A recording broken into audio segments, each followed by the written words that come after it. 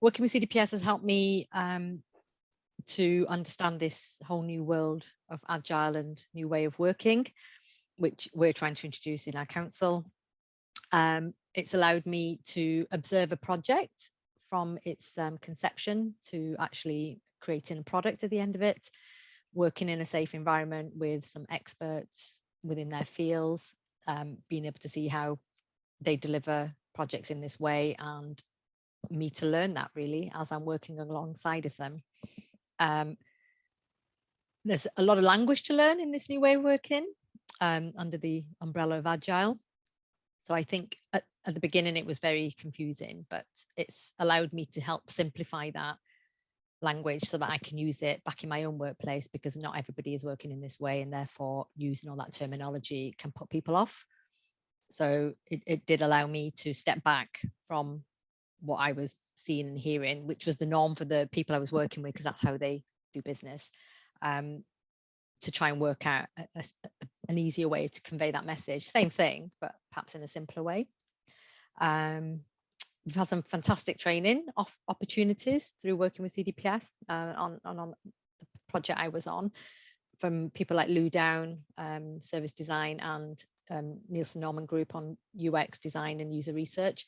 All really good stuff to give us that background and embed what we're trying to do here in Neath Talbot. And I think there's a motto, you learn by doing. So being able to be involved in this project has really helped me to be able to do what I'm doing now.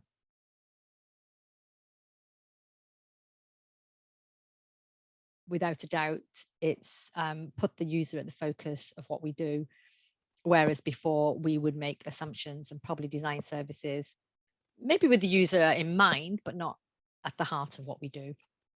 And therefore this way of working in this project and working with CDPS has really allowed me to take that step back and think twice about what we've got or what we're delivering really, and were those services really designed with the user at the center? Probably not. So we've got quite a lot of work to do in terms of maybe rectifying some of those services, and not to be reactive. We're generally very reactive. If there's a situation, we put a solution to it, whereas this way of working and with CDPS has allowed us to reframe the problem and try and understand what is it that's affecting our users before we actually go up and find the solution.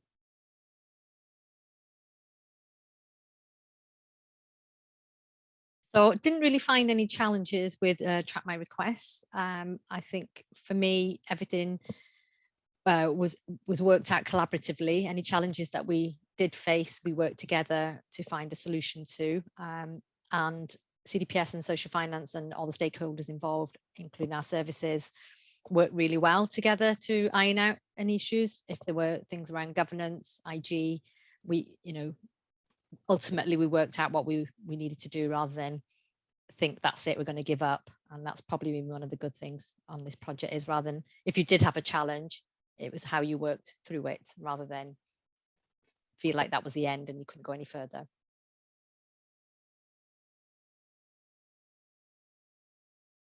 So the thing I'm most proud about with Track My Requests is the fact that we developed a product at the end of it. I don't think we ever thought we would.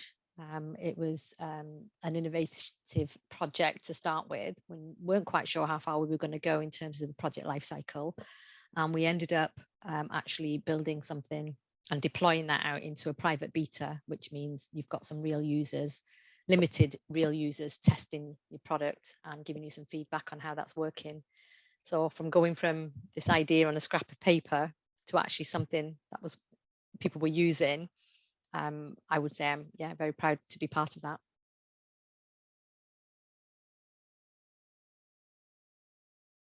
Working with CDPS is helping us to move forward with our new target operating model. We're changing the way how digital services works and also across the council.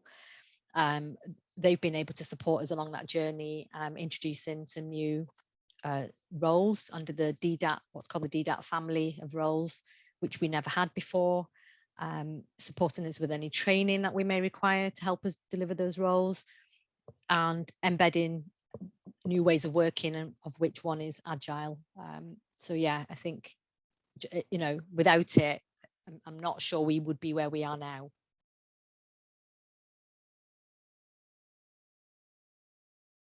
biggest challenges for Nita Sparkes Council in transforming its digital services, I would say, are capacity, having enough people to deliver what I can see as a massive list of change and transformation.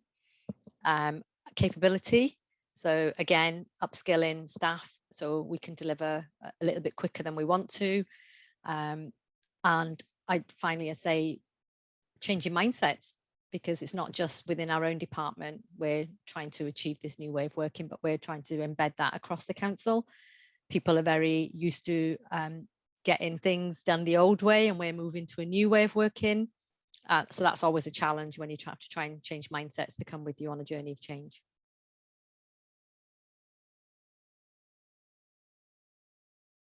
It ensures that we put the user at the center of what we design, which I think I previously touched on, that we don't necessarily always do. We make assumptions about what we think our users need. We design products or buy services in that then deliver that.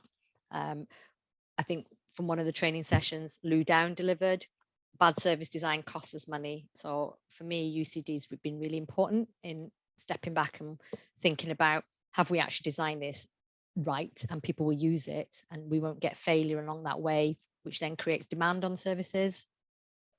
As I've said also previously, we jump to solutions, make assumptions, whereas UCD tries to avoid that by doing some user research and doing discovery work, gathering data, understanding more about your users, trying to meet that need. So when you do design products and services, you've taken that into account.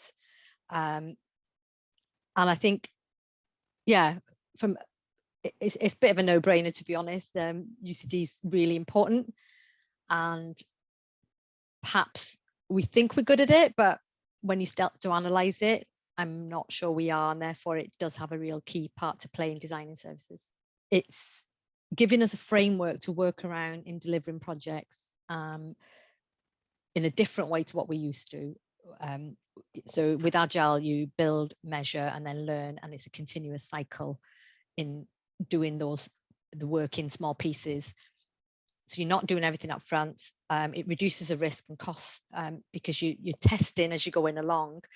You're allowing to build a small bit based on what the user needs are, because you've done your discovery and user research.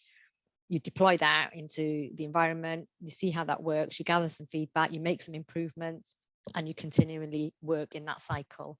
You also prioritize your work on what adds value.